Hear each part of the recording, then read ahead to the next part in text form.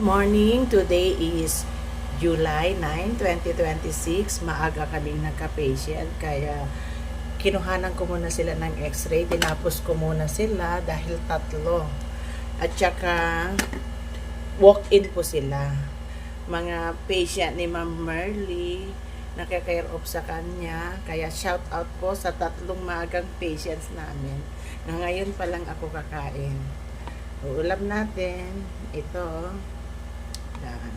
Shout out po kay Sir Jeffrey Tuason, Leo Tuason, and kay Sir Katindoy JR. Sila po yung katatapos kong in-x-ray lang.